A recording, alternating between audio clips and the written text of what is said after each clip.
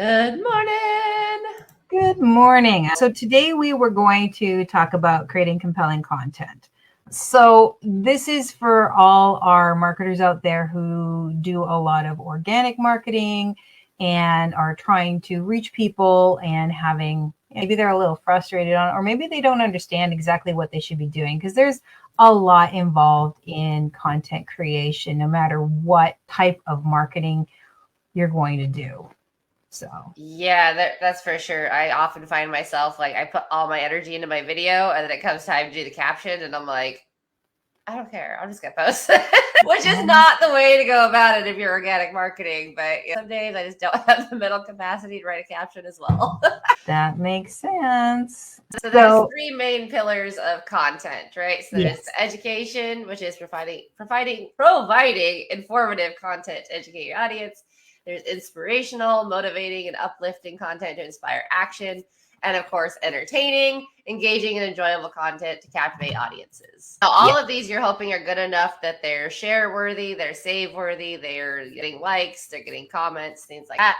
In order to do that, you do need, again, we talked about before, a strong CDA. You need to ask people for the follow, for the share, ask them to engage with the comment, either with a poll or something within the content itself. Because most people, if you don't put that reminder, will just scroll past. So yeah, it's those pillars will allow you to create multiple different types of content, and you'll reach people in different ways. So if you're going education one day, you can do that with infographics, or you can do that with a short how-to, or just providing a bit of information, trying to make it a bit fun, that sort of thing. Inspiration, that could simply be a behind the scenes, showing people where you started and where you're going, how you're getting there. Because if you're showing your journey, that can be very inspirational for someone else who's maybe just a step or two behind you and watching you grow and build. CapCut's really good. They've got a lot of really good templates that are kind of motivational and inspirational as well that you can grab. And they're normally fitness related, but you can still edit the text and make it work for whatever it is you're doing. Well, yeah, because I mean, inspiration comes in all different kinds of forms. And inspiration isn't just quotes. I think that's really important that people understand that it's not just quotes. Inspiration is really showing your journey and telling your stories. And it's not just throwing up a money claim up there either, because that's against the rules now. You're not allowed to do that. So get with the times, realize that is not the goal. And then there's entertainment, and that's you're just having fun, right? You're letting your personality show, you're getting that information out and helping people engage with you and all that kind of stuff. So it's entertainment. Now you can mix all three of those into one if you want. It's not impossible to do at all. But just having all those different content pillars allows you to sort of expand upon, so you're not always putting the same thing out there. Especially if you're combining those with your content buckets. Yeah. You now have 5 content buckets, but now you've got 3 topics around your content buckets. So now you've actually got 15 content buckets if you're doing it right. So what are your content buckets? I want to talk about. So for me, it's dogs, it's ice baths, it's time freedom, it's hiking outside, and it's coffee. So there you go. Content buckets are not as scary as they seem. Like when people say that, it's literally just the things that motivate and inspire you and that you want to share with your audience in a way. So if your business is a product-based business, maybe then it's going to be around that product, but not necessarily just that product. How it's used in your lifestyle, how it's affecting your lifestyle, how your business is doing these things, those kinds of things. So it's going towards those 3 pillars, and you just spread them out that way.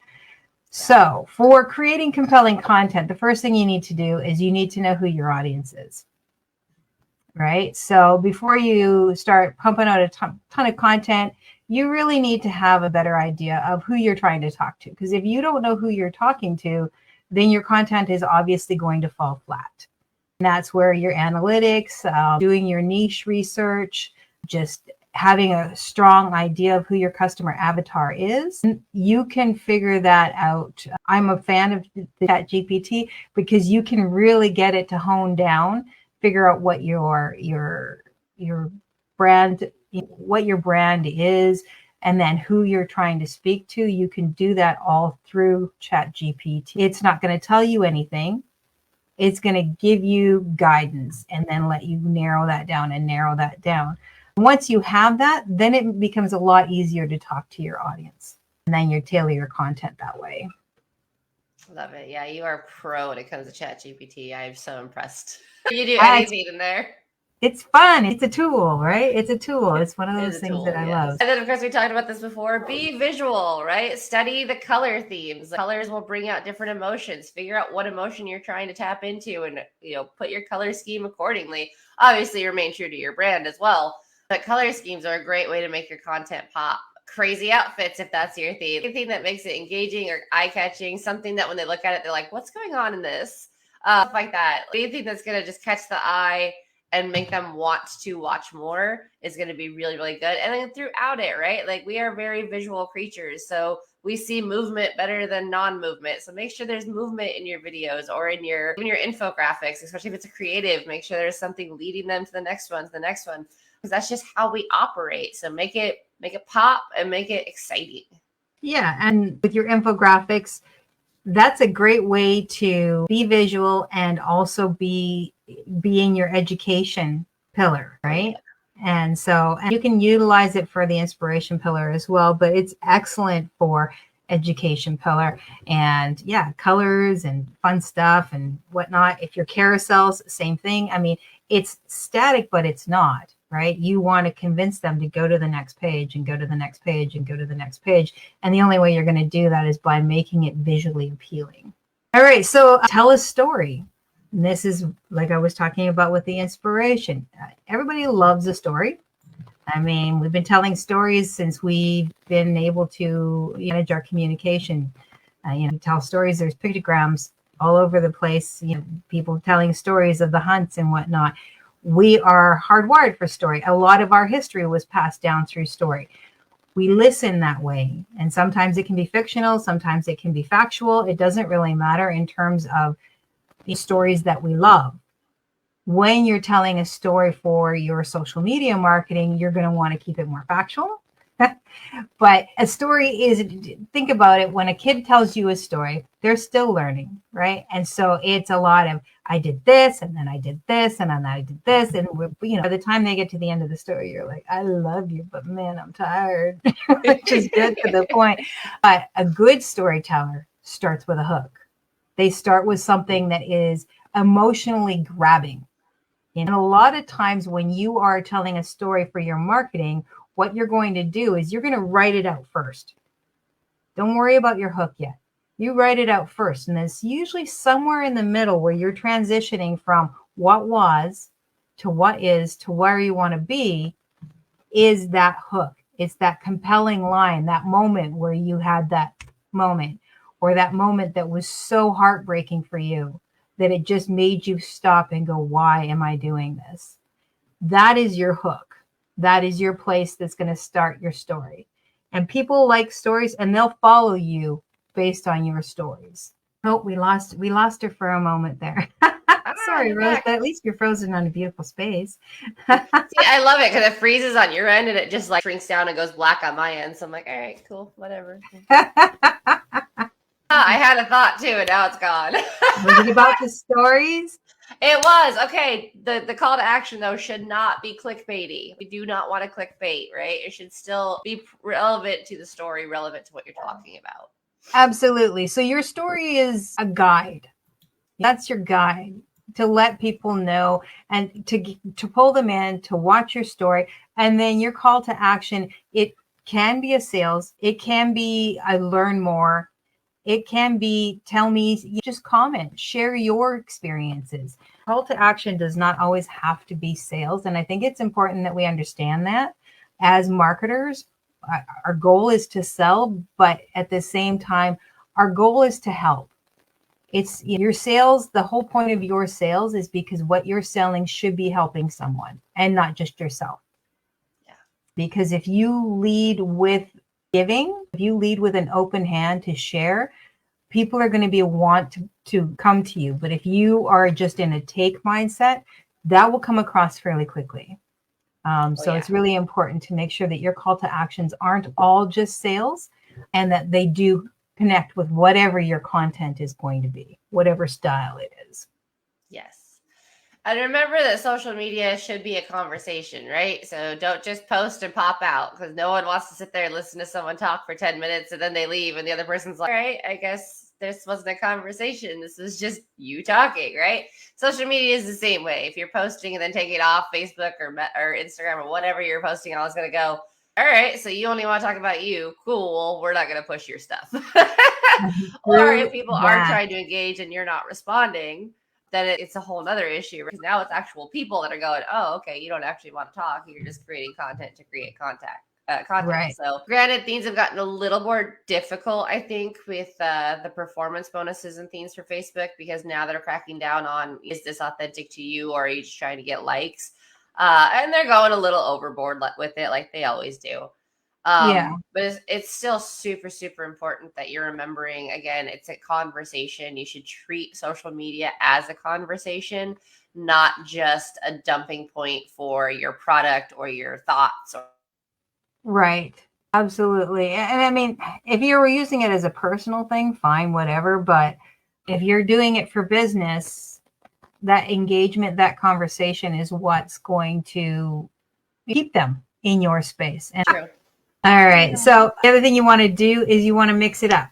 Okay. So in order for content to be interesting for people, for them to keep coming back, you want to mix it up. You want to change. You want to use your content pillars. You want to use your buckets.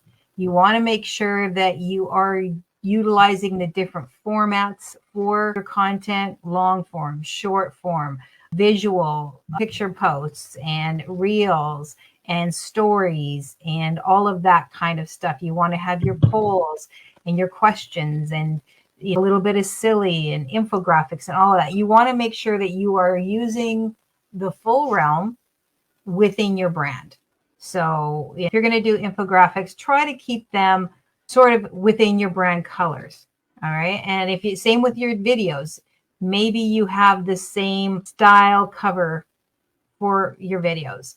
Now your videos are different, but maybe I know it's you because you use white and pink text, and the text is different all the time. The pictures in the back are different, but I notice same font, same text. So I know it's you, but the information is different. If you're wild and crazy, whatever. It doesn't really matter. It's just being consistent, but also mixing it up so that the information is different all the time, so that people know who you are, what you're sharing, but it's not the same thing all the time. That is a problem that I do see a lot of, especially newer marketers, obviously, because they're just finding their feet, right? And that's cool. We all go through that. We've all been through that.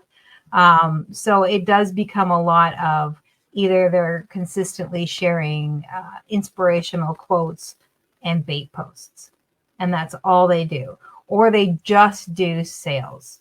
I quit my 9 to 5. This is how and now you can too. Those kind of posts, which they're okay to have peppered in. But if that's all you're putting, people are going to stop following you. They're going to stop paying attention because they've seen it. You only watch a movie so many times before you just don't watch it anymore, or you are only going to look at it maybe once every 10 years. You don't read a book 18,000 times. Even if you love the book, eventually you're going to slow down on how much you're going to read it. So you definitely want to repeat the core message as often as you can, because humans do need repetition. But you don't want to beat it into the head either. You want it to be like that billboard every now and then that's like, oh yeah, that person does that. Not like, oh God, it's you again talking about the same stuff. Damn it. Why are you here? No. Right. I get that it's difficult. I do understand that it can be difficult to constantly come up with new stuff, but that's process and progress, right? The thing about any skill that you are trying to master, you need persistence, you need patience, and that is how you get progress. It's that's how it works. You have to be patient, and you have to be so persistent. Yep. Oh, wait. And that leads us right into the next comment. That's hilarious. And consistency does not have to mean that you're killing yourself to make 3 reels and 2 stories and 4 posts a day, right? That's not what that means. But it does mean you don't want to post a slew of videos for a week and then disappear for a month. Yeah. Which I'm bad at on Facebook, I'll admit, where like I get into the reels kind of rut and then I'll look at my Facebook and I'm like, I haven't posted an actual post in quite a while. That's been me this week. So, but it's easy to do when you got family stuff going on, or like if you're also working a normal job and making affiliate marketing work, then maybe your job's super crazy that week. So don't be too hard on yourself, but just do try to make a conscious effort of like, hey, on my lunch break, let me make sure I go on Facebook and post something, or whatever it might look like for you. Yeah. And give yourself a schedule that you can actually work with in the beginning, because I know that a lot of programs and whatnot will teach you to post heavy and post often and all of those things. But start where you can actually feel like you're making progress, where you can actually move forward from, because you can always add in as you get more adept at what you're doing in the video editing or writing the content or batching the content, all of those things. As you become more skilled, you'll be able to do that easier. So in the beginning, your consistency may only be once a week or twice a week.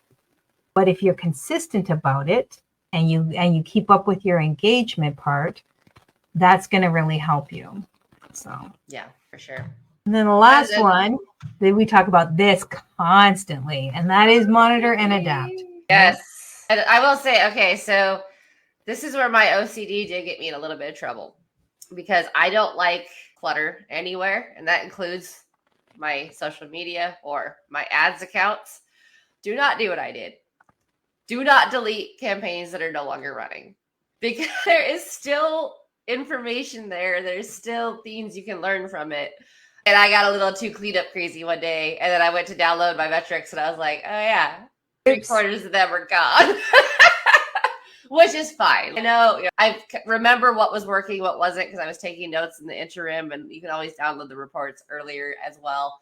But don't get too clean up crazy when it comes to your metrics. Make sure that you can read them and understand them, but be careful getting rid of old metrics, because maybe there's something in the old metric that is the light bulb moment of, oh, this was working, but the creative wasn't. But now this creative is working, but the copy isn't. So let me take the copy from this one and add it to this one. And then suddenly you've got a really high converting copy or ad. So be careful of that. But definitely you should be looking at your metrics. If you're a hyperfixate kind of person, maybe not daily, maybe weekly to start, right? If you're someone like a scale. Exactly, yeah. If you're someone who doesn't hyperfixate, who can just look at it and be like, okay, then daily is a good idea. But figure out what works best for your brain and how you process, and then go from there. And when you're adapting, one thing at a time, because you won't know what worked if you change 5 things all at once. Do one, then track, and then do another, and then track. Because if you do everything all at once, you're not going to actually know what worked and what didn't. You're just whatever. I've created things. I've done websites where I took over a website and I was working with Java and CSS, and I was working with basic HTML and PHP. And I was doing all of this to create this e-zine. It was one of the first e-zines. And I remember I needed a piece of PHP code, and I know something's wrong in here. I don't know what it is. So I sent it off to a group of people who just like to look at that kind of stuff. And this guy answered me, and he's like, so this is this. And he's like, so what are you trying to do? And I'm like, well, this is what I'm doing. And he's looking at the code, and he gave me some information, and I fixed it. And he's like, so how does this work? I don't know. I just keep doing stuff and it eventually works. He was like, so this is not supposed to work. Can I please take your code that you're using here and show it to my class? Because I teach this, and this shouldn't work. It's my Frankenstein. I don't know what's happening. So if anything broke, I never knew what it was. I had to just poke. Because it was such a hodgepodge mess. And that's exactly what happens if you start fixing a bunch of different things. without really knowing what the problem is. You're going to be relying on, and it's hard, especially if you're not a patient person. Because essentially what I will do is I will make a list of all the things that I'm like, okay, here's where I can possibly tweak. And then I put a 2-day hold on everything. So I'll go in and change one thing, and then I'm not allowed to change anything for 2 days. Because otherwise the next day I'll go in and I'm like, okay, well, that's not working. So next on the list. Well, these two are close. So maybe I'll do these two at once, right? And I know this about myself. So write it out very structured. Know thyself as well as know thy audience. Yes. Oh my God. So important. And the other thing, if you don't really know how to work with analytics and stuff like that, there is a lot of information out there. So if you're really unsure, just do a couple of searches for articles and information that will help you. Google Analytics, I'm pretty sure, has a program to show you how to read your analytics. In fact, most of them do have at least a basic overview on how to read your analytics. So don't allow yourself to get stuck. Well, I don't know this. Now, you don't necessarily have to get into the deep dive of it all. Just to understand the basics of it so that you can build your business. And then when you have enough business, you can hand that off. That's part of outsourcing. That's your future goal, is to outsource and automate so that you're not putting all your time and effort into it. So learn enough to get by at least, and then you can outsource that when you're ready. Yep. So there you go, boys and girls. And when you start outsourcing, don't be afraid to interview multiple agencies, right? So often people will find one thing. They're like, oh, this is the first person to reach out to me, so I'm going with this person. And I've experienced it this week there's 5 different agencies that I've been talking to. Maybe 2 of them will work. 2 of them I flat out laughed at, and one of them never even bothered showing up to the Zoom call. Wow. So, this is why it's super important to interview. Treat your business and treat your outsourcing like you are the boss, because you are. Oh, absolutely. And you hiring an employee. Yeah, for sure, because it is a business. I think that's something we all sort of forget sometimes, to treat our business like a business. Yeah. Yeah, you wouldn't just hire the first person that walked into your restaurant. So don't just hire the first person who slides into your DMs. They might make you feel like they should be your next person, but again, that's not necessary. Sometimes you find 2 that you really want to work with, but one, for whatever reason, is at a third of the rate than the other one. And when you're just starting out, it's really important that you're not dumping your money into the wrong stuff and having a negative ROI. So compare those, and don't be afraid to negotiate either. Yeah, exactly. And it's okay to hire somebody who's maybe less experienced, but is still good at what they're doing and is trying to build up their portfolio. That can be really beneficial to you. So don't be afraid to not just look at agencies or whatever. Even if you're looking for a social media manager, everybody needs to start somewhere. And there are some really great social media managers that are just starting out. Maybe that's what they did in their business life or their work life, and now they're going off on their own. Give them the opportunity to show you what they can do. But again, get your references, ask your questions, all of those kinds of things. So I'm thinking next week we should talk about the importance of continuous learning and skill development. Oh, that's a good one. That's a really good one. So because I'm a big fan of keep filling that brain without just being a professional student. Learning is important, but don't just learn it. Actually utilize it. As always, if you have any questions or comments, feel free to drop them below. Rose and I will take a look and definitely give them an answer. If you need any kind of support, reach out to either one of us. We're both willing and able to help you out in our different areas.